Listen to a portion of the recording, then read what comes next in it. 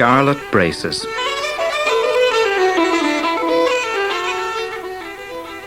Now, if there's one thing the people of Ireland know about, it's the ways of the Irish leprechaun. They will tell you that the leprechauns make all the shoes and boots the fairies wear. They will tell you that every leprechaun has a pot of gold hidden away in a secret place. And they will tell you if you see a leprechaun, never to take your eyes off him, or he will disappear before you look back again. That is why when Pat Fitzpatrick went out and about each day, he was always saying to himself, "If I ever see a leprechaun, I won't take my eyes off him till he gives me his pot of gold." Pat might have been a better boy if he had spent more time helping his mother dig potatoes and less time looking for leprechauns and pots of gold. Still, all that searching paid off. One fine day, Pat caught sight of a little man, no bigger than his own hand, sitting on a toadstool, sewing a pair of fairy boots.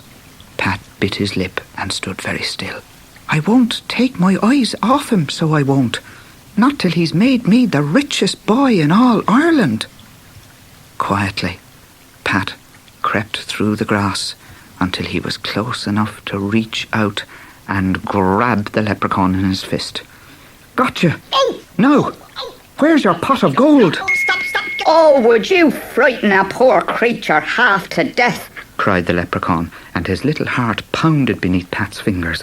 What's that you say about gold? I don't know of any gold or anything about it at all. Pat squeezed the leprechaun a little tighter, never once looking away. "Don't give me any of your nonsense now," he said. "I shan't let you go until you show me your pot of gold." The leprechaun writhed and struggled until he wriggled one hand free and could point over Pat's shoulder. "Look, boy, and be quick. Your cow's in the corn." Pat very nearly turned his head to look, but just in the nick of time he saw it was a trick. "You'll have to do better than that," he laughed, shaking the leprechaun. "I am not taking my eyes off you till I have your pot of gold safe in my hands." Then the leprechaun burst into pitiful tears. Ah, you're a cruel, heartless boy, so you are. Anyone can see that. Here you stand talking of gold when your own house is burning down and your mother inside it. What? In his horror, Pat very nearly dropped the leprechaun and ran home. Just in the nick of time, he saw it was a trick, and shook the leprechaun until the poor little fella turned as green as his own coat. All right, the leprechaun spluttered at last. "I'll tell you where to find my pot of gold." "No, you won't. You'll show me the very spot," said Pat. And taking off his scarlet braces, he tied them to the leprechaun like a lead to a dog.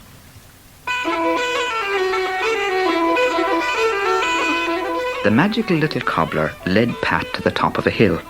Thousands upon thousands of thistles grew in every direction. He stopped beside one thistle that looked exactly like every other. "Since you won't take your eyes off me, I am unable to tell you a lie. My pot of gold's buried below this particular thistle, but I'm thinking you'll need a spade if you're to dig it up." "Oh-ho! I see your trick," Pat jeered, squeezing the leprechaun until the little chap's eyes bulged. "You think I'll never find this one thistle again among so many." So he untied the scarlet braces from round the leprechaun and tied them round the thistle instead, to mark it. Then he pushed the leprechaun deep into his pocket. But the very moment he lost sight of him, the leprechaun changed into thin air and was gone. Pat didn't mind. He ran home as fast as his legs would carry him and fetched a spade. It was so heavy that he had to drag it behind him all the way back to the hill. "Thought he could trick me, eh?" he panted. "Well, he didn't reckon on the cleverness of good old Pat Fitzpatrick." Puffing and blowing, he stopped at the top of the hill to mop his forehead. And there was a sight in front of him that made his jaw drop.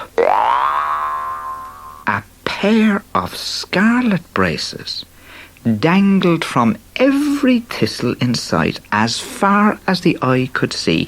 Thousands upon thousands of scarlet braces. There was no more hope of recognising the leprechaun's thistle than of finding one particular drop of water in the whole of the Irish Sea. So, if you ever chance to see a leprechaun, and you've a mind to steal his pot of gold, you'd better keep a sharp eye on the little fella, and remember the story of Pat Fitzpatrick and his scarlet braces.